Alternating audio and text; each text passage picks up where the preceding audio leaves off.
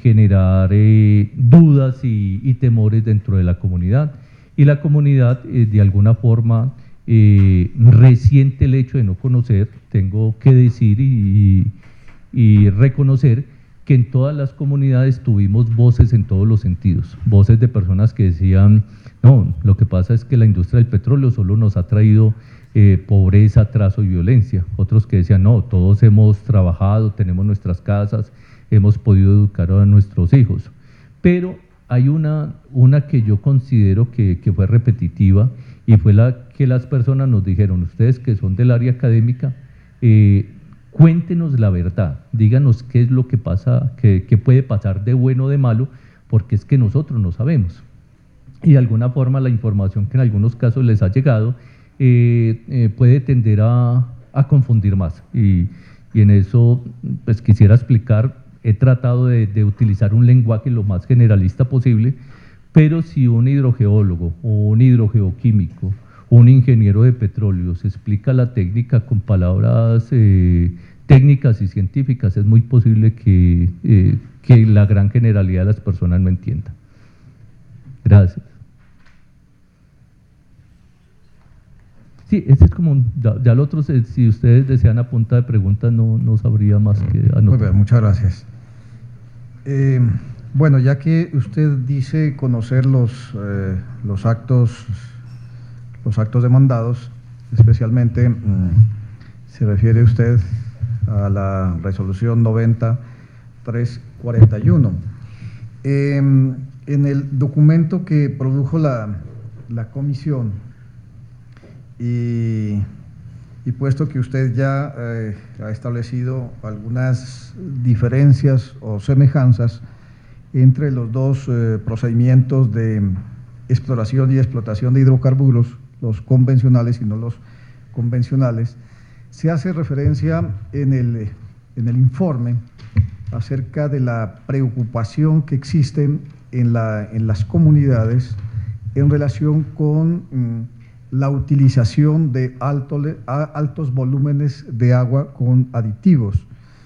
¿Usted podría ilustrar de una manera muy clara cuáles serían las diferencias en relación con la utilización de agua en los procedimientos convencionales que se han venido aplicando desde hace muchos años en Colombia y con lo que se proyecta en estos procedimientos no convencionales?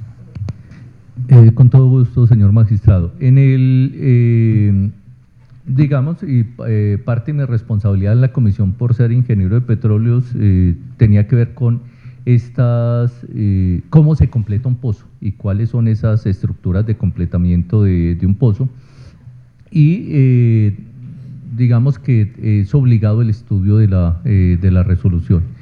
En ese sentido, hay digamos que inclusive hasta un léxico. Por ejemplo, normalmente las personas hablan de casing, hablando de que es una tubería de gran diámetro y de gran, digamos, capacidad del acero, porque es la que reviste el pozo, y este revestimiento se hace para que el pozo no se derrumbe. En general, operaciones de desviar pozos se han hecho en Colombia, en todas las partes del mundo, como parte de los métodos de recobro mejorado o para optimizar la perforación. De hecho, cuando se está haciendo perforación, si no se estabiliza la broca, si no se logra que la broca cuelgue como un péndulo, ella empezará a navegar en profundidad, porque si uno ve una sola sección de tubo es demasiado rígida, pero cuando se tiene 1 kilómetro de tubo ya eso se comporta casi como si fuera una manguera. En términos específicos, que como lo pregunta el magistrado del agua, tengamos en cuenta que una perforación convencional puede estar de 700 o en algunos casos hasta 3.000 metros de profundidad. Entonces esos 3.000 metros van a requerir que a medida que se hace la perforación hay un lodo, una columna de lodo que está acompañando la broca para enfriarla y para subir los cortes. Esa columna de lodo se hace base agua, en algunos casos agua salada y en algunos casos inclusive aceite, para evitar fenómenos que puedan afectar la estructura del pozo. ¿Qué pasaría con los yacimientos no convencionales? Las sesiones son más largas, se perfora aproximadamente 1 kilómetro, kilómetro y medio, y se empieza un proceso de desviación del pozo hasta unas longitudes de otros 2.000 metros. Entonces tendríamos 4.000 metros. Entonces, por simple, digamos que extrapolación en longitudes, para llenar ese volumen de agua, pues tendríamos un volumen de agua que puede ser 33% superior a los convencionales similares en la misma zona. ¿Qué pasa con la operación de fracking? La operación de fracking, desde una sola localización se pueden perforar 16 ramales, mientras que un pozo vertical es un solo pozo. En las horizontales se pueden perforar 16 ramales. Esto limita el impacto en superficie, pero aumentaría por cada ramal el volumen de agua que tendríamos en la perforación. Adicionalmente, en las operaciones de fracking se pueden usar cantidades de agua que pueden ir desde los 10.000 hasta los 20.000 metros cúbicos, dependen de las longitudes y de la extensión de las fracturas. ¿Esto qué nos llevaría con respecto a un pozo convencional? En que tendríamos digamos, más ramales por cada localización. No sabría decir si, digamos que es una optimización del agua o más gasto de agua. De esta agua, el agua mezclada sería el 100%, pero cuando se produce la operación de fractura, que se produce por baches, puede retornar del 40 al 50% a superficie. Esta cantidad de agua es tratada, se le remueven los finos para utilizarla en otras operaciones de fracking. En términos generales, son cantidades que son aparentemente grandes, pero comparándolo con regiones en las cuales tenemos grandes cauces, podemos decir que, por ejemplo, el río Cauca transporta en época de estiaje 1.200 metros cúbicos segundos. Entonces, quiere decir que en aproximadamente 18 segundos se tomaría la cantidad de agua para un pozo. Pero eso sí representa digamos, una limitación de base para aquellas regiones áridas o secas. Si no hay agua, no hay agua, exceptuando que hoy en día la técnica digamos que está aumentando o ha ido evolucionando en términos de utilizar aguas salinas. El agua salada, pues un problema es que puede corroer los elementos de metal, pero tiene una ventaja adicional: el agua salada es bactericida y el agua salada pesa más, entonces ayuda más en la operación. Esto podría permitir un uso de aguas residuales. Y el otro elemento, pero sí debemos ser conscientes que está en etapa de desarrollo, es que algunas de las operaciones, y sobre todo la China, ha ido evolucionando en utilizar CO2. Y el CO2 pues tendría otras ventajas. El CO2 a alta presión pues tendría un potencial enfriador mucho mayor y serviría como un mecanismo de captura de CO2 atmosférico. Muchas gracias. Dentro del informe se hace mención en varias de sus apartes acerca, en primer lugar, lo que usted ya ha manifestado sobre el conocimiento deficiente que tiene el Estado. Sin embargo, usted lo manifiesta que esto se ha venido avanzando en relación con los ecosistemas y las fuentes hídricas.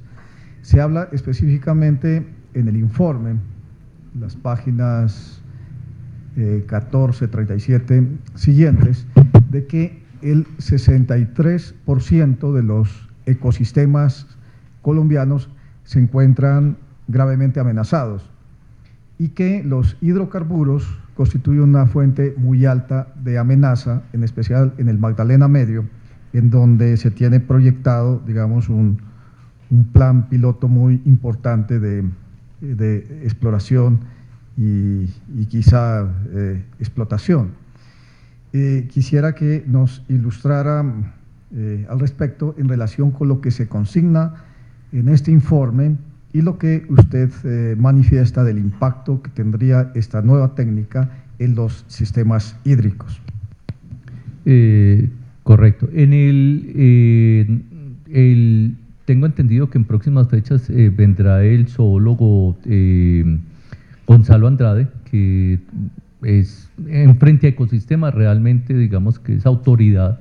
Yo no podría sino hablar en términos de lo que compartimos en nuestras sesiones de trabajo, pero sí puedo hablar de lo que tendría que ver con la afectación de sistemas hídricos superficiales y subterráneos. En términos generales, estas grandes afectaciones que se producen en Colombia, pues digamos que es una cadena, y esa cadena es: los desconocemos, no les estamos haciendo seguimiento y control, y de alguna forma el daño tratamos de recuperarlo, no de prevenirlo. Eso es válido en todos los sentidos, y eso es válido en términos de todo el país. En todo el país estamos viendo que se están reproduciendo digamos que estos efectos adversos. Voy a tomar como ejemplo la convocatoria que hay para el estudio del acuífero de La Mojana, hablando de ecosistemas. La Mojana es tal vez una de las regiones más particulares que tenemos en Colombia, y allí tenemos un gran acuífero de cerca de 20.000 kilómetros cuadrados. En este estudio que convoca el PNUD, o la convocatoria que hace el PNUD, nada más se cobijan 11.000. Es decir, no estamos entendiendo los ecosistemas en su integralidad. El Espectador publicó el fin de semana, si no estoy mal, un artículo bastante conmovedor en términos de todo lo que sufre la gente de La Mojana por acumulación de mercurio.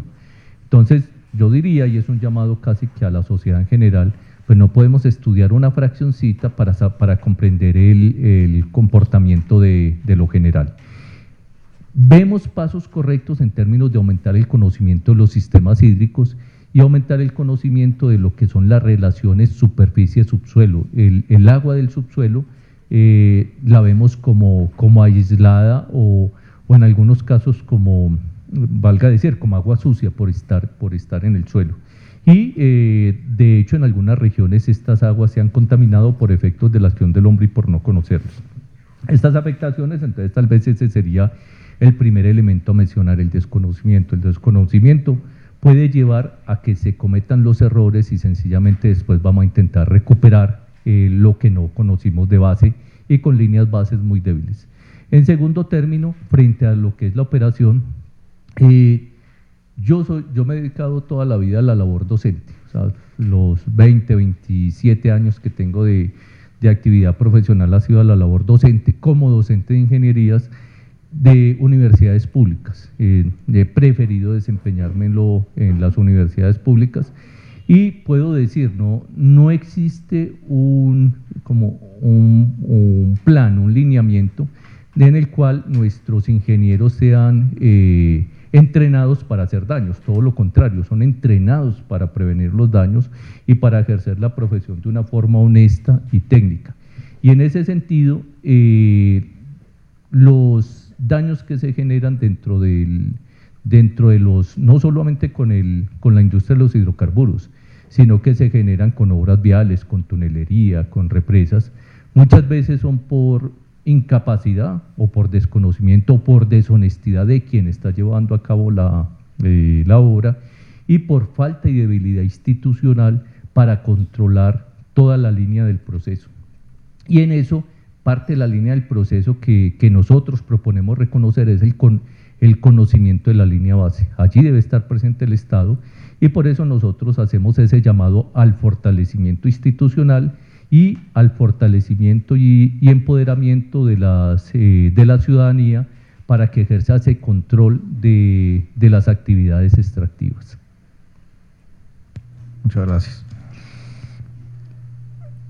Ya que dice usted conocer los actos demandados, quisiera hacerle algunas preguntas muy puntuales en relación con los mismos. Usted ha manifestado la necesidad o la importancia que tiene de experiencias internacionales de que los aditivos que se mezclan con el agua sean conocidos no solamente en la clase de aditivos, sino también en su composición y cantidades. En relación con este aspecto que usted lo ve positivo, usted podría, que dice conocer los actos demandados, ¿esto se garantiza en los actos demandados, especialmente en la resolución? En los términos de lo que tiene que ver con las mezclas y procesos industriales, hay dos, adicionalmente, otras normas que concurren sobre este tema, que son las normas de salud pública y de seguridad en el trabajo. En términos de lo que está en la resolución, hago un paréntesis y me disculpan que lo haga. Yo fui rector durante 3 años del Politécnico Colombiano Jaime Sasa David, y una de sus carreras destacadas es la ingeniería en seguridad y higiene ocupacional. Y hay una norma de seguridad, ya se llama seguridad en el trabajo o salud en el trabajo, y esta norma ha tenido 3 aplazamientos para su imposición. Contempla las normas que tienen que ver protección de gases, protección de radiaciones, protección de contaminación por gases, uso de equipo de trabajo, máscaras y uso y manejo de elementos químicos. Digamos que allí hay unas normatividades que vienen de otra área. En términos de la resolución que tenemos acá, para los pilotos investigativos, nosotros consideramos que, al menos la parte técnica, consideramos que hay suficiencia en términos de lo que exige la norma. Y como lo digo, en algunos casos hay una determinada, podríamos llamar, exageración en algunos términos. Y tal vez esa exageración haga que unas normas tan draconianas puedan tener dificultades en la implementación.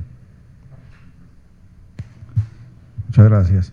En el artículo 4 de la resolución 90-341, allí se habla acerca del arreglo de pozos y da una definición la resolución.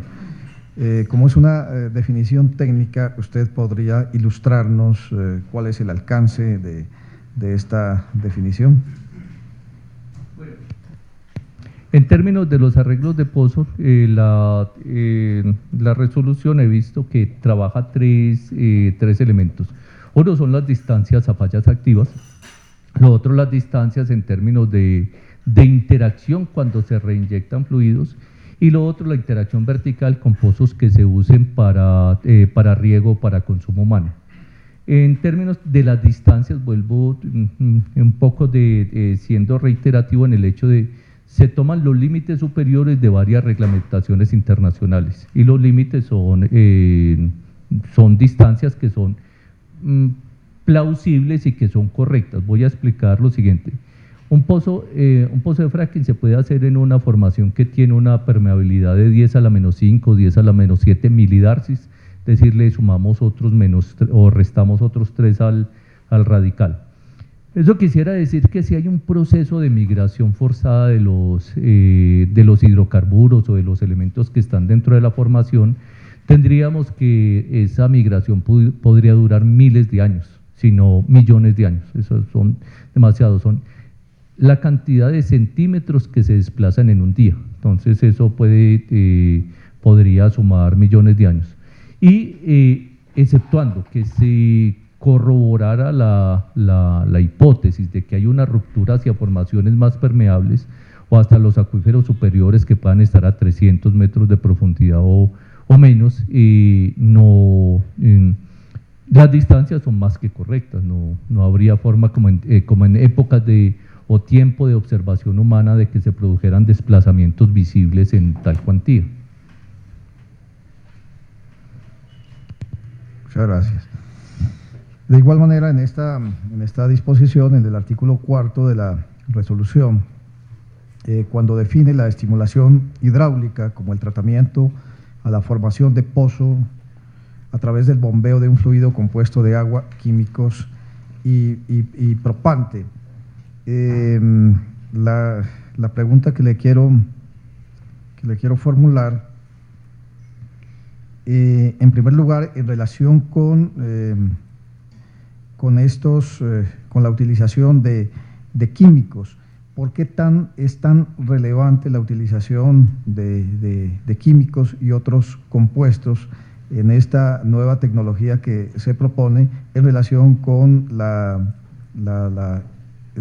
explotación o técnica convencional?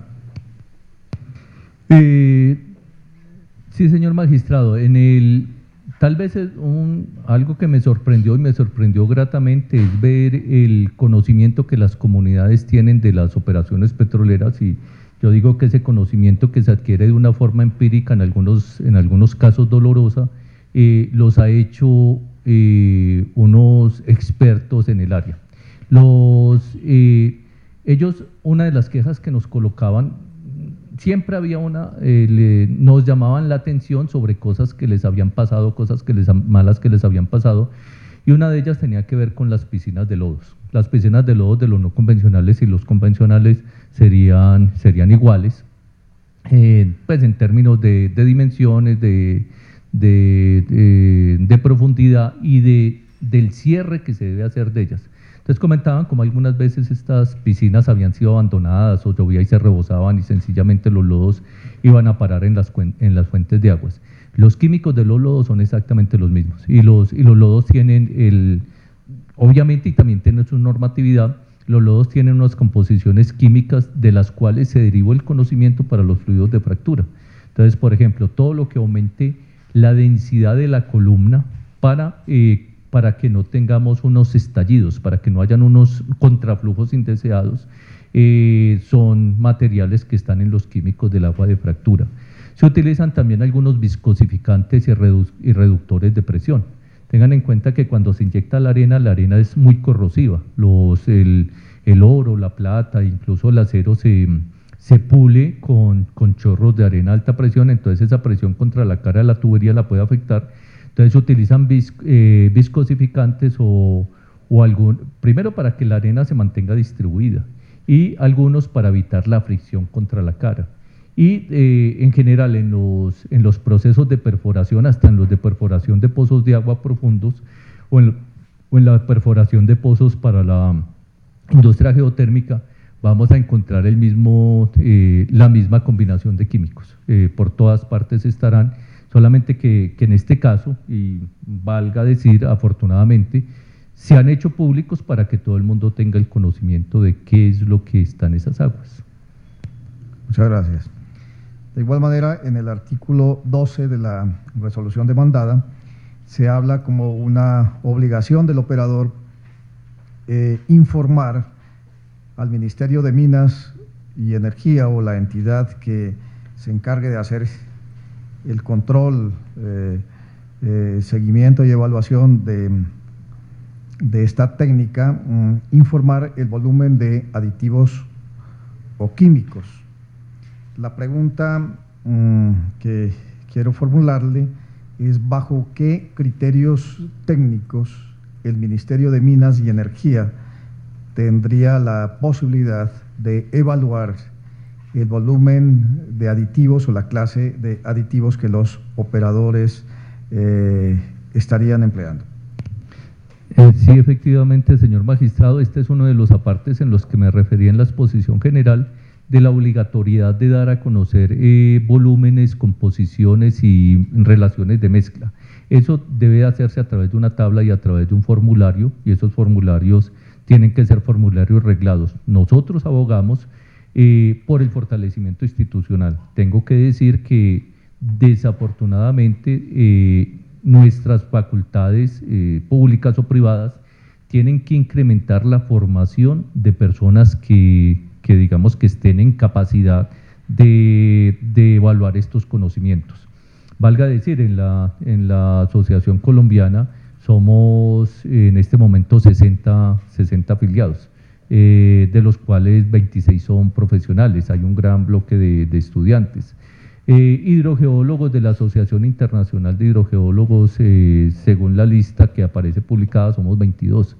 Al Congreso Internacional, que es en Málaga, apenas van 7 ponencias de Colombia. Entonces digamos que hay una debilidad. Eso no quiere decir que no haya gente. Vuelvo y repito, acá en Colombia en este momento hay muchos ingenieros venezolanos, muchos expertos brasileños, muchos expertos canadienses que saben y tienen un conocimiento pues mucho más amplio que lo que tenemos nosotros y de lo que han generado nuestras facultades. Pero entonces sí es necesario incrementar esos conocimientos en isotopía, hidrogeoquímica, ingeniería para tener mayor masa de colombianos participando de este proceso.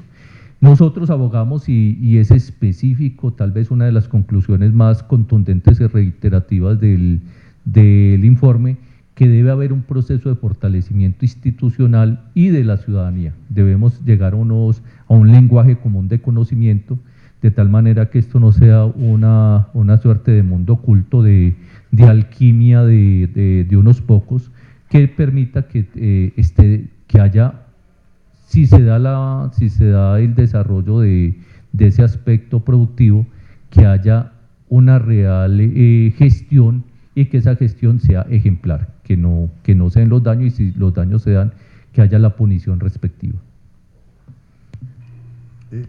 Usted se refirió a los formularios regulados o reglados. Sí, deben haber podría formularios regulados. Precisar en qué consisten, si esto se encuentra en normas técnicas que maneja el Ministerio de Minas y Energía y que son vinculantes para el Estado colombiano. Podría decirlo solamente de oídas. Constantemente he tenido oportunidad. En el 2011 se me solicitó por parte de la ANLA hacer una evaluación de la posibilidad de reinyección de aguas oleaginosas. No lo pude hacer porque estaba asumiendo, fui durante un periodo encargado del plan departamental de aguas de Antioquia. No tuvimos la oportunidad desde el grupo de prestar este servicio, pero la industria constantemente decía, pues es que van a cambiar la tabla. Sé que existe la tabla, pero no sé decir su composición, ni las características, ni la reglamentación que la controla. Y eso no solamente es para el agua que se usa en la operación, sino para el agua con nata, el agua de retorno, e incluso para los efluentes que quedan del tamizaje de los lodos cuando se va a hacer abandono de operación o finalización de operación. Muchas gracias. En el informe que la Comisión tuvo oportunidad de presentar, se refiere específicamente al Magdalena Medio como una región de gran potencialidad para la exploración y explotación de esta técnica.